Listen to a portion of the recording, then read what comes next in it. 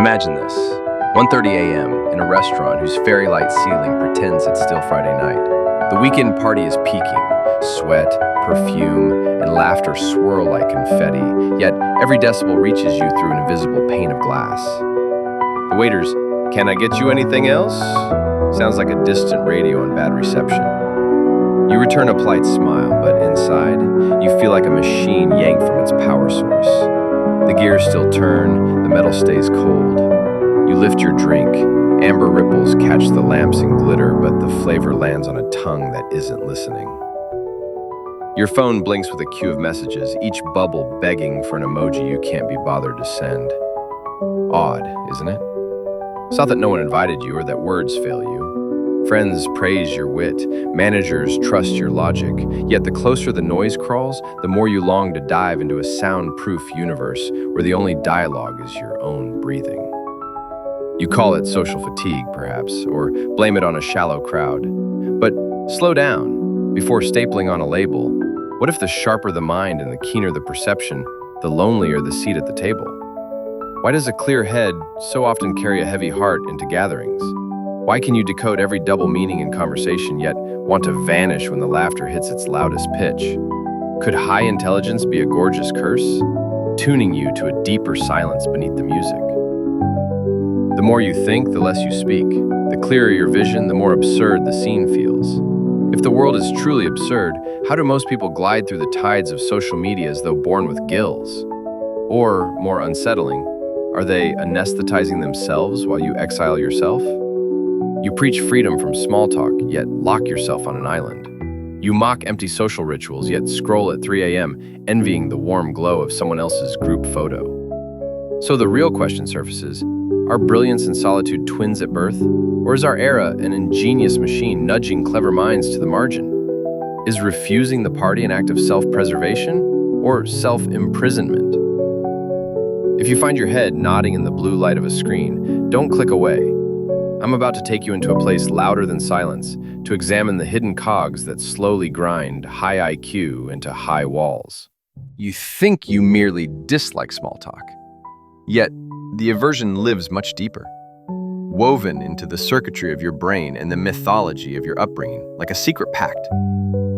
Picture an fMRI scan lighting up in the dark. The prefrontal cortex glows fierce and steady, eager to analyze patterns. The amygdala flickers, always sampling the room for threat. For most people, a dose of social stimulation drips gentle dopamine, the way morning sunlight wakes a cat. For your neurology, that same beam arrives as a stadium spotlight. Their chatter is an energy bar. To you, it is a strobe. While they feel connection, you register overload, and every grin across the table amplifies into a jackhammer of microexpressions to decode. Yet, the switch isn't only neuronal. Jung warns that the shadow, all impulses exiled from polite consciousness, grows fangs in silence. Maybe when you were 9, a teacher praised your uncanny memory, yet called you know-it-all before the class. Maybe relatives mocked your habit of drifting into daydream.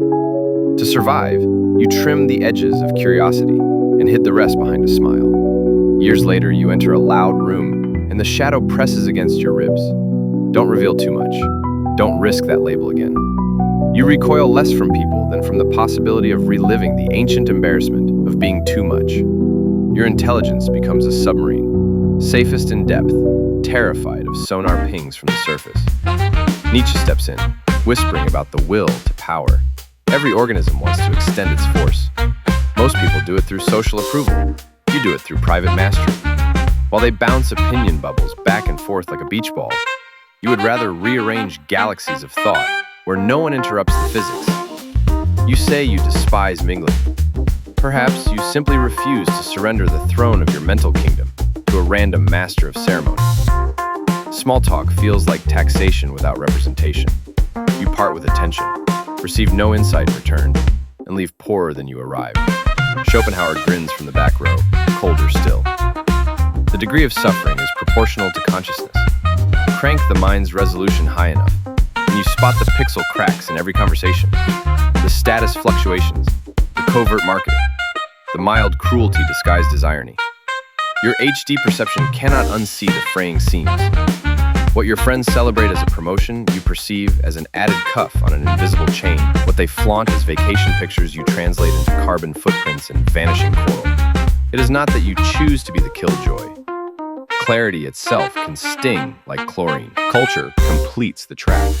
An era obsessed with speed crowns the quick reply and the 15-second laugh as supreme virtues.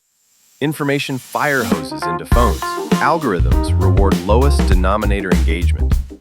Your mind, trained to follow long causal chains, senses the shallowness and withdraws, only to discover the cost of withdrawal is further isolation, which the algorithm interprets as a preference, which means you are shown even fewer unpredictable voices. Your feed becomes a sterilized lab, free of noise, but also free of warmth. Escape from banality morphs into exile from serendipity. Now add the silent curriculum of childhood, parents and teachers cheering every A, but frowning when you skipped recess to read. Peers praising your test scores yet rolling their eyes at your overthinking. Gradually you learn that intelligence is valued so long as it stays convenient. An ornamental candle, never a wildfire. So you limit disclosure, lock insights behind irony, and perfect the art of the ghost exit when gatherings lean toward the superficial. You call it autonomy. It might be conditioning. But here comes the darker algorithm, one that doesn't live in your phone. Society sorts itself by conversational bandwidth. Extroverts fill boardrooms, charismatic ambiguity wins votes, the echo of applause dictates budget lines.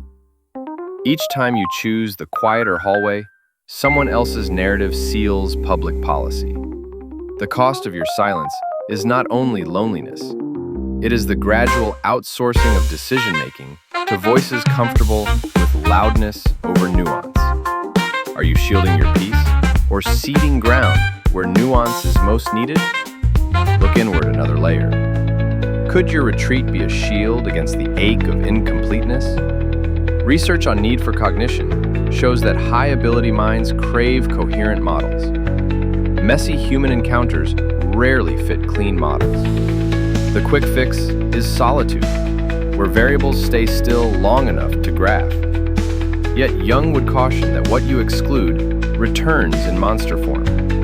Every time you decline an invitation, you feed the story that people are noise, until one day the story ossifies into truth, and re-entry feels like walking on Mars without a suit. Ask yourself, do you really hate the party? Or do you fear who you might become if the party loves you? If strangers laughed at your jokes, might you grow addicted to that sugar rush and betray the part of you that worships depth? Better, perhaps, to quit the game preemptively than risk the humiliation of wanting applause. Withdrawal masquerades as superiority, but sometimes smells faintly of terror. Now, layer in morality. You distrust shallow virtue signaling, yet by opting out, you also forfeit the chance to tilt the conversation towards substance. Nietzsche again. He who despises himself still respects himself as one who despises. Contempt keeps you involved, just inverted. The room you exit still lives rent-free in your head. You replay the trivialities later, adding footnotes none of them will read. Solitude wins the battle for focus, loses the war for communion. None of this is fate carved in marble, but it is architecture carved in habit, neural, cultural, existential. Until you name the scaffolding, every step toward the crowd will scrape against your nerves like metal on glass. Yet, naming alone is not cure. Awareness merely turns on the spotlight. The next act will reveal what happens when that light floods corners society prefers to keep dim, and what silent costs accumulate while your bar stool stays empty. Ready or not, the hidden consequences are already ticking. You think opting out is a private choice, as harmless as muting a group chat, but every retreat plants a seed, and seeds grow, even in darkness. Start with the body you inhabit. Loneliness is not a metaphor, but a measurable inflammation cascade. Each unattended gathering your heart skips turns into cortisol that lingers hours longer than small talk ever would.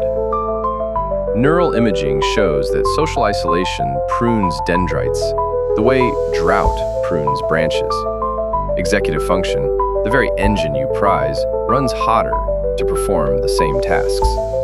You trade a night of peace for incremental wear on the circuitry that grants you brilliance in the first place. Zoom out one ring. Career trajectories.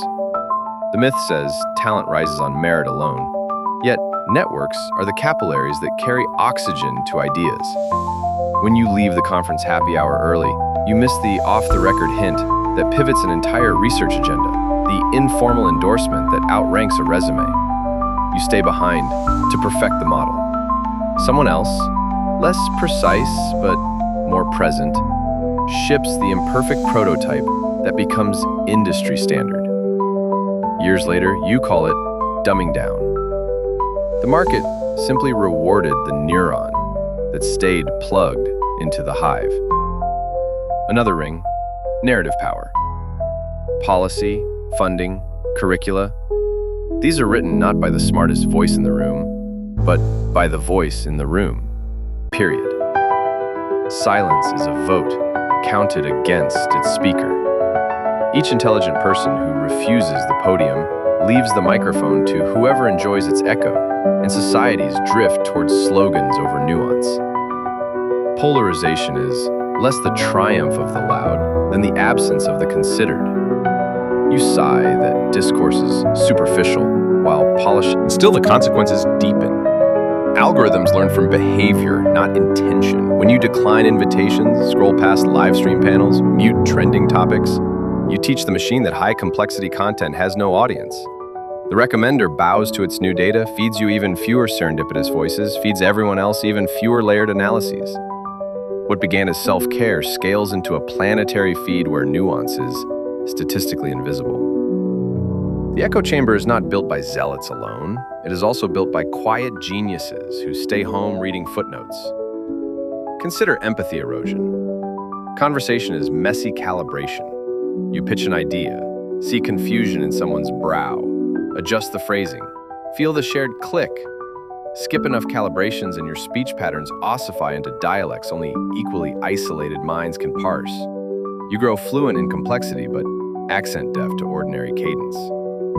One day, a friend's small grief lands in your inbox, and you answer with a 5-paragraph analysis. Correct, thorough, and emotionally useless. They stop writing. You tell yourself they preferred convenient lies. Maybe they preferred a single sentence that bled warmth instead of logic. Culture notices the drift. Companies worship team fit, a euphemism for social fluency. As more high-aptitude individuals default to solo freelancing, corporate cultures tilt toward charisma over competence. Products become slicker, infrastructure's flimsier.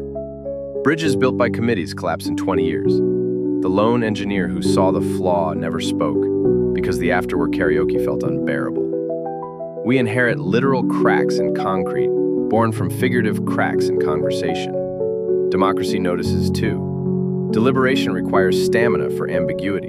Elections reward punchlines. When thoughtful citizens exit the arena, propaganda need not outrun reason. It merely jogs unopposed. Authoritarian currents adore intelligent isolation. It converts potential critics into passive archivists. Solitude that once felt like sovereignty now resembles silent consent. Meanwhile, your inner landscape warps in ways subtle and swift. The brain is a prediction machine. Left alone, it predicts from a sample of one. You grow exquisitely accurate about your own reactions, disastrously clumsy at everyone else's. A stranger bumps your shoulder on the sidewalk. You interpret disrespect, not distraction. Micro misreadings accumulate like static, until every city block hums hostility. You confirm the hypothesis that the world is unbearable, never noticing you helped write the evidence. Even creativity, the sanctuary you thought immune, begins to thin. Original insight often germinates where disparate notions collide. Collisions require contact. The novel you sketch in perfect silence risks becoming an echo of your previous notebooks. You reread page 200 and realize the antagonist speaks with your syntax, debates with your logic, fears your shadows. Without the occasional abrasion of another consciousness, your characters forget how to surprise even their author. And then there is love, friendship, mentorship, any bond that survives beyond biographical headlines. These grow in layers. First shared weather, then shared jokes, finally shared vulnerabilities. If you skip the shallow layers, the deep ones never sprout. You wait for someone worth the effort. That someone waits for a sign you can handle the shallow. Two submarines pass in midnight water, sonar off for fear of noise.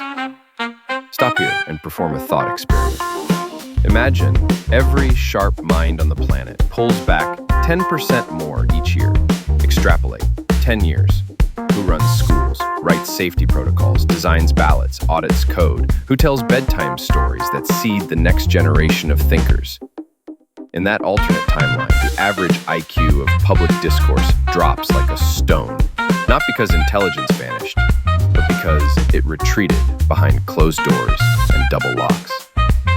That future is sketched in faint pencil on the edge of the present page. Each time you ghost an invitation, the line darkens by a shade. It is not a sin to recharge in solitude.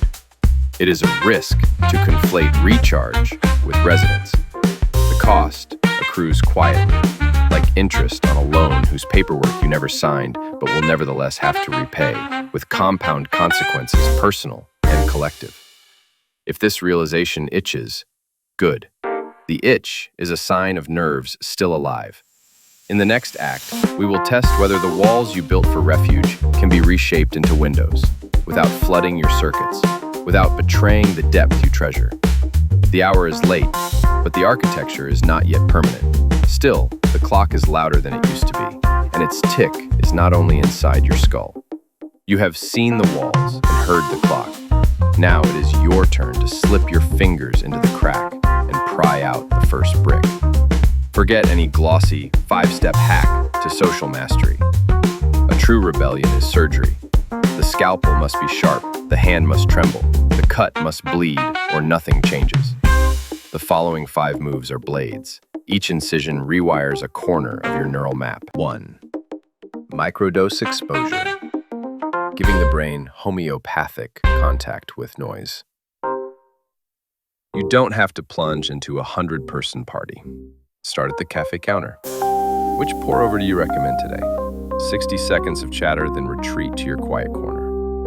Neuroscience shows brief, controllable interaction functions like a social vaccine, damping the amygdala's sirens.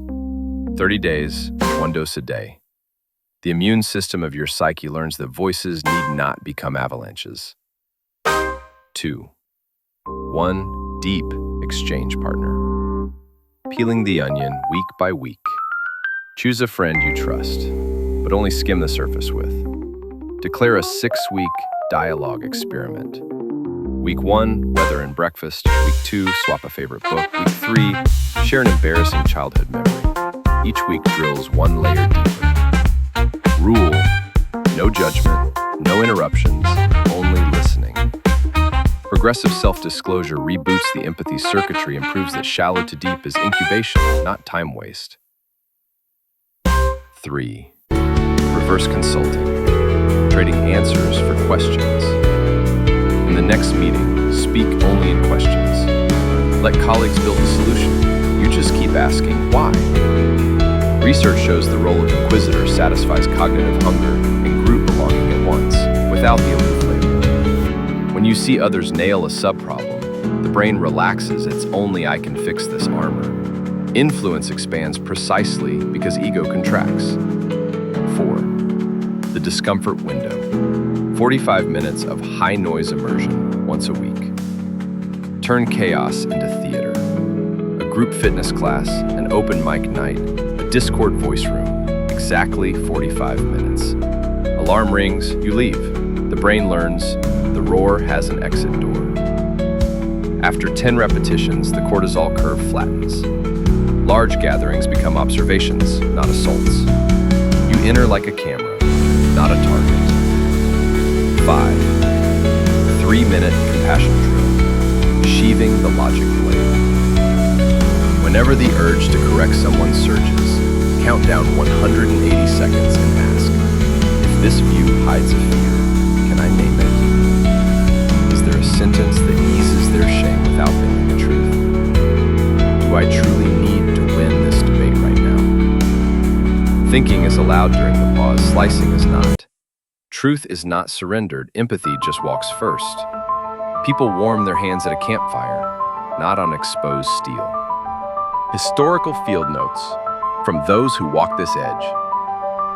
Johannes Kepler endured royal banquets, mocking his elliptical orbits. He responded with a question. If the heavens are so perfect, why can't your circles predict a single eclipse? He turned rebuttal into invitation. Virginia Woolf hid in a room of one's own, yet religiously attended Bloomsbury teas. Solitude and conversation formed a double tuning fork, keeping her prose both razor-sharp and silk-thin. Neil Postman despised television's shallowness, but never quit the medium. He wrote, lectured, and appeared on air, forcing the screen to hear depth. Without that, amusing ourselves to death would be a diary entry, not a cultural landmark. Awakening is not drowning. It is deceleration and focus. You don't have to morph into a social butterfly. You need a controlled oscillation between island and mainland. Think of a deep-sea sub that surfaces for star fixes before diving back to its trenches. Each ascent injects oxygen into ballast tanks, preventing brilliance from oxidizing into dull metal. In the final act, we will pivot to the ultimate truth, that solitude and connection are not rival kingdoms, but poles of the same string. Tighten it, and the music rings. Only when you hear that vibration can you ask, if intelligence is both gift and cage, how do I forge the bars into an instrument? Take one last breath in the quiet before we switch on every light. The previous steps taught you how to open a window in the wall. Now we tear out the blueprint of the entire prison. Ready? Because what follows is less a lesson and more a fault line. Once you see it, every floor you walk will tilt. The mirror paradox. Look straight into solitude's polished surface. You believed it reflected truth while crowds refracted it. Yet notice the mirror shows only what is already inside the frame. When you stay alone long enough, your mind becomes a recursive echo. Ideas bounce off identical walls until they sound like absolutes. Isolation doesn't preserve clarity.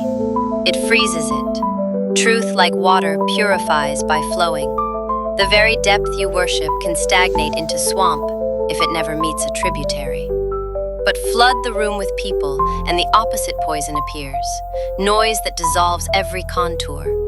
Connection without discernment is a tide that sweeps away structure until only sludge remains.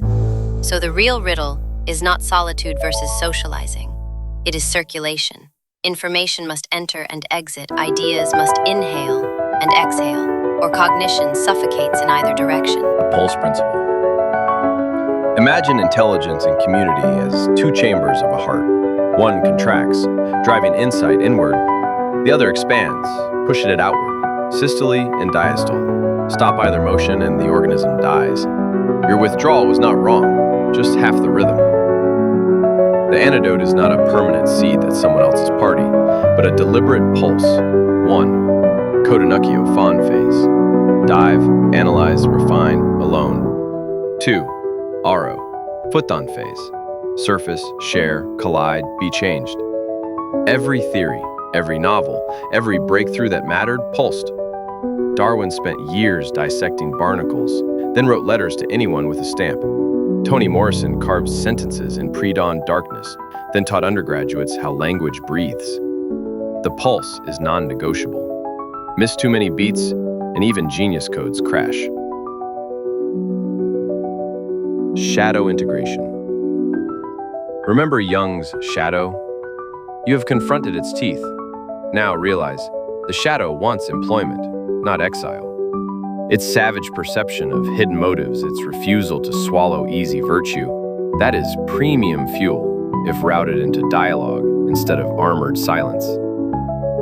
When you keep insights private, the shadow becomes a hoarder. When you channel them into conversation, it becomes a miner, unearthing ore others missed. The monster you feared is an artisan, waiting for tools. The gift tax equation.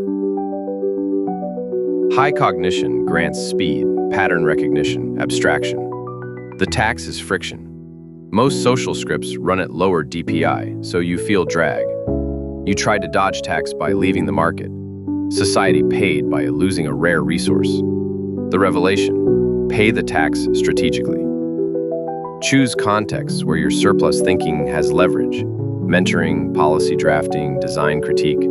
Places where friction converts to heat that powers turbines. Then, in low-yield chatter, allow yourself imperfection. You are not betraying intellect by letting go of optimization. You are conserving voltage for where it lights whole cities.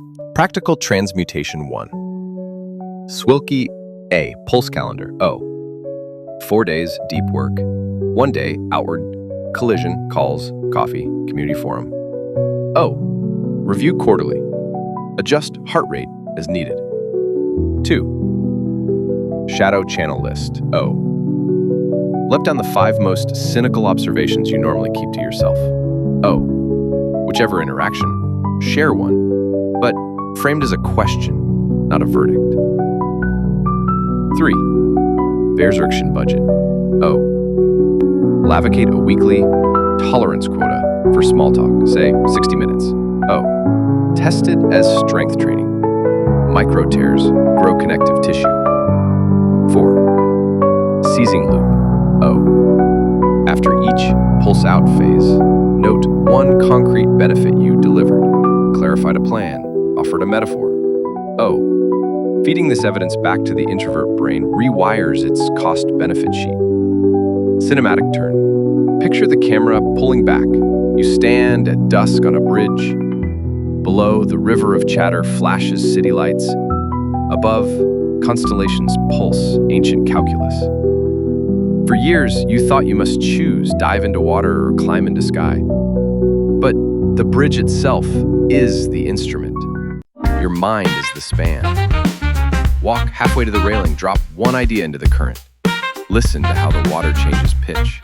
Walk back and rewrite the theory based on that pitch. Repeat until the river and the star map start to rhyme.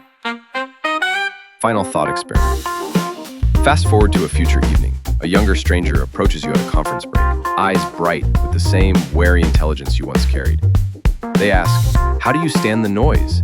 You answer, "I don't stand it. I play it. A violin doesn't fear tension, it requires it. I tighten the string until it sings, then loosen before it snaps." You realize as you speak that the string you describe is not just social tolerance, it is existence, compression, expansion, night, morning, thinking, speaking, alone, together. The stranger nods, not yet fully grasping, but hears enough music to stay for the next session. A small exchange, but the pulse just propagated. Curtain closed, lights on. When the credits roll tonight, and you reach for your phone to mute the next invitation, pause. Ask, is this compression or expansion? Choose accordingly. The cage was never iron. It was tempo. Change the tempo and the bars become rhythm. The rhythm becomes melody. Tomorrow at 1:30 a.m., if you find yourself again in a glowing room, test the instrument. Speak one sentence more than comfort allows. Then listen one layer deeper than politeness demands. If the silence inside you answers with a new chord instead of static, the rebellion is on track. Remember, the world does not need every bright mind in the spotlight, but it cannot afford any bright mind forever in the dark. Pulse, and make the darkness